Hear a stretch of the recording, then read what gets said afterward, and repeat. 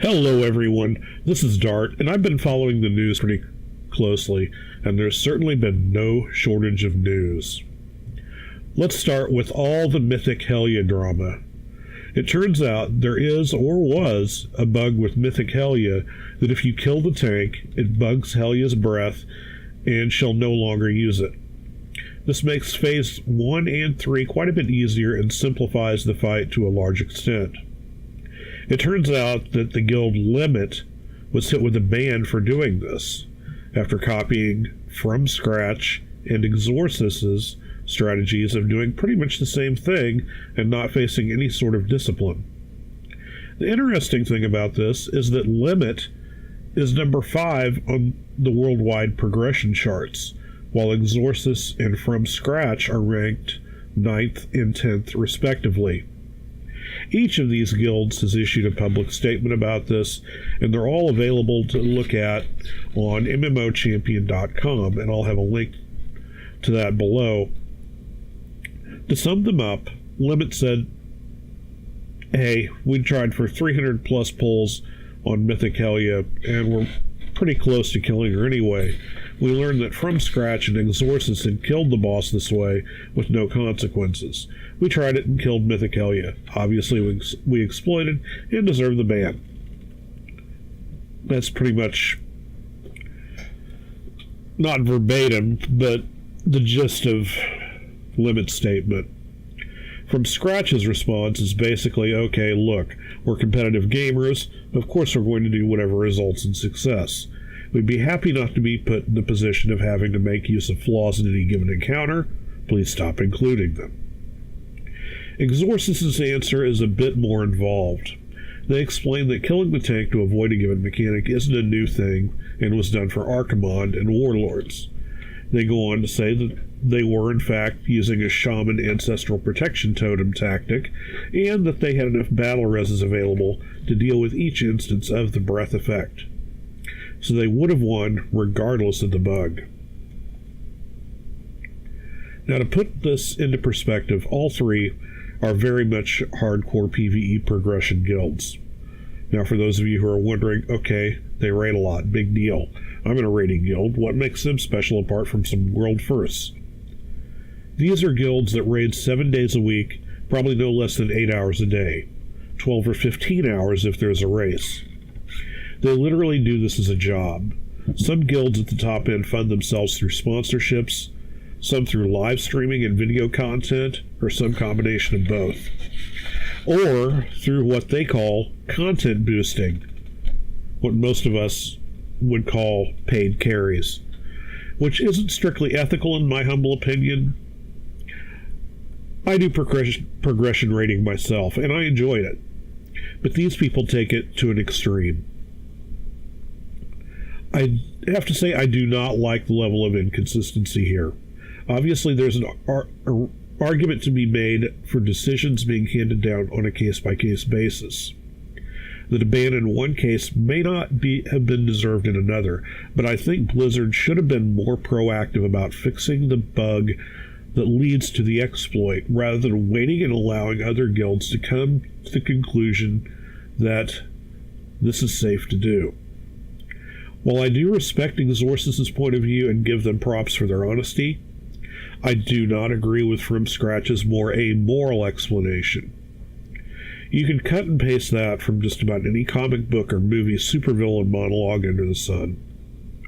As far as Limit goes, I think they really should have just approached the fight the way they had been on the previous 300 plus pulls and not changed to make use of the tactic at the last minute. I think that's probably why Blizzard came down on them so hard. When you're learning an encounter, you don't have a written spoiler or fat boss video to go by, and it's a very different feeling. You go into the fight cold, not knowing what to expect apart from the fact that you'll be changing things until you get it right and the boss dies. Sometimes things may not work out the way the developers intended or that you expect, and you're in very iffy territory. All three of these guilds mentioned in their statement that there had been plenty of examples of what I'll call gray area cheating that Blizzard has done nothing about. On the subject of exploits in their own right, in my humble opinion, there's been too much of this. Whether we talk about Helya, or Suramar quest artifact power exploiting, or a certain Odin glitch that I didn't bother to look into, developers need to do a much better job of testing for and policing bugs behind the scenes. I feel pretty comfortable saying that probably half of the player base don't even know who the top progression guilds in the world are. I'd be very hard-pressed to name off more than 3 or 4 myself. So punishing some guild most of us haven't heard of to make a point isn't going to be very well received. It's one thing to have bugs. It's another to have big abusable bugs. It's another again to have big abusable bugs and exploits that happen so often that players are left wondering, is this an exploit or did the developers intend it to be this way? You don't have to remember very far back all the issues with personal loot at the end of Warlords of Draenor. I'll be totally honest. I wasn't 100% sure what to make of that, or if it was realistically constituted an exploit in and of itself. So I purposefully refrained from taking advantage of it until several weeks had gone by, and it was obvious Blizzard didn't have a problem with it. There shouldn't be that sort of fear factor affecting the entire player base as a whole.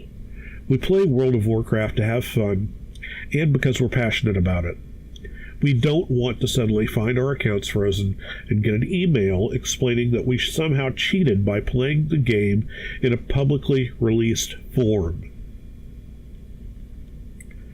As far as the Legendary soft cap goes, and here's the relevant response from none other than Ian Hazakostas, game director for World of Warcraft, who goes by Watcher on the forums. As its name suggests, the bad luck protection system exists to protect the unluckiest players from the cruel fate of the dice. Those who were on the other end of the spectrum in terms of good fortune, we figured, didn't need a system to help put them even further ahead of the rest of the world. And we drew that line at 4 Legendaries, initially planning to raise it as time went on. Once you've gotten 4, you could absolutely get more, but the invisible hand of bad luck protection would no longer help you. Almost by definition, if you had 4 Legendaries in, say, early October, you were super lucky. You didn't need help getting more. What we genuinely did not anticipate was just how much some of the very most dedicated players would play, mainly in pursuit of artifact power. By mid-November, we started to hear questions about whether there was some sort of 4 Legendary limit, and we realized that there existed a group of players that had done so much content that they actually had an expected Legendary count of around 4. They had needed to be unusually lucky to get there. Note that this is a very small group. They're overrepresented in these discussions because this issue concerns them, but we're talking about hundreds of people out of millions. So we removed the soft cap just over a week ago. Bad luck protection now applies indefinitely. Most of the players in this category have probably been focusing on Mythic Trial of Valor for the past week, and since wiping repeatedly to raid bosses during progress sadly can't award Legendaries, they haven't had a chance to see the effects of the change just yet. If when some players get to a point when they have every Legendary available for their spec, then so be it. They certainly will have earned it, and there will be more coming in future patches. The unique equipped limit keeps the power gap between the haves and the have-nots reasonable, and will continue to adjust the effectiveness of the outlier Legendaries coming up in patch 7.1.5, with the goal of keeping them exciting but not game-breaking. Okay, a few things here. First, World of Warcraft by its very nature has always been a highly competitive game. Of course, people are going to do whatever they can to maximize their odds of gaining Legendary items. Possessing these can give their owner a very real advantage in both PVE and PvP settings. By extension, players are going to want to farm these until they have the best possible artifacts for their class and spec. Limiting bad luck protection to 4 when each class has around 8 or so possible isn't really fair to the player base, as it turns into a coin flip situation whether you wind up with a legendary that's considered best for your spec. Also, it makes no difference how many legendaries a player has, if he can only equip 2. As far as I know, there hasn't been anything added or removed to change this, so it doesn't matter if a player has 4 legendaries or 40. He still has to decide which to use in any given circumstance. The fact that this soft cap was in place without the player community being made aware was actually a very negative thing. Say you play multiple specs on one character but receive 4 legendaries for one spec and none for another. You're effectively penalized for switching specs. All this being said, I do salute Ian for being open and honest with the community and in doing right by us all, and on Thanksgiving no less. Good job, sir. PVE races. One thing Exorcist brings up in their very lengthy and extensive post on mmo-champion is the idea of PVE races. It brings concerns that the top-end PVE scene seems to be losing ground and that there's very little reward. To that end, they'd like to make high-end PVE a legitimate esport with a matching prize pool. I'll be honest, as someone who does PVE at least 3 nights out of the week, I'd love nothing more. That would be something I'd love to watch and commentate on. I would be completely in my comfort zone, but I don't see it happening for a few different reasons. Number 1. The process of engaging in a PVE race is taxing, both in terms of preparation and in taking a team of 20 people and throwing them at a boss over and over again until they either kill the boss or have to call it a night. And if they do, it's right back at it the next day. It is not fun wiping on a boss 50, 100, 200 times. The only fun comes in that moment when you realize that the boss is at 10% health and the raid's still alive. And it gradually grows. 5% health. 2% health. We lost a tank. Battle resin. 1%. You're right there. Oh my god, the boss died.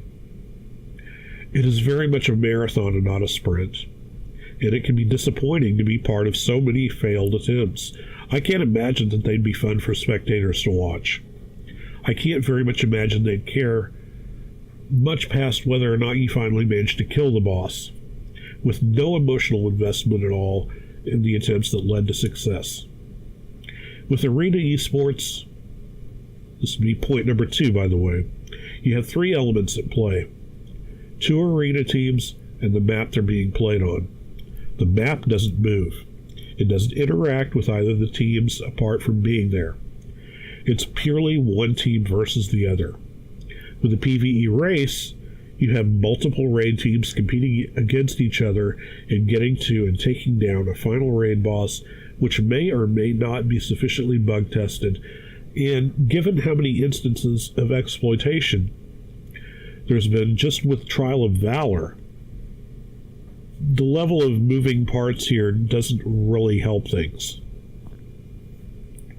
Number 3. There's always been rumors of the developers either quietly being raiding members of these top guilds, if not actively involved in their progression. Certainly the developers keep a close eye on these guilds and have communication with them from time to time. They also hand out piles of alpha and beta testing keys to these guilds. I'm not sure Blizzard wants to be involved with creating an esport that they can turn around and be accused of being in collusion with. Number 4. You already have guilds like Method, and I think the running joke is that the reason their guild name is Method is because they couldn't fit Twitch, Curse, Jinx, Sennheiser, Alienware, Forge into the guild namespace. Say what you want about them, though, they have a lot of sponsors, and they have them because they consistently perform at the highest level. So here's the real question.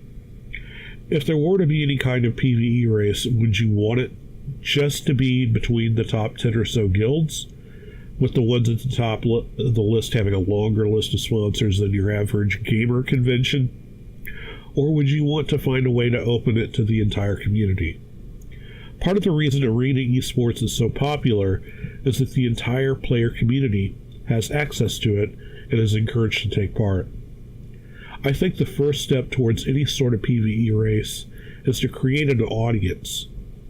You really have to open it to everyone.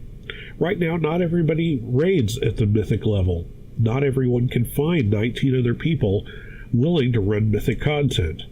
Certainly the willingness to do harder content is there. All you need to do is look at the sheer volume of people running mythic and mythic plus 5 bans to see this. But there needs to be some sort of catalyst to turn that willingness into active mythic level raiding groups. That's it for me. Let me know what you think. Comment, like, subscribe. This is Dartt. Good luck. Have fun.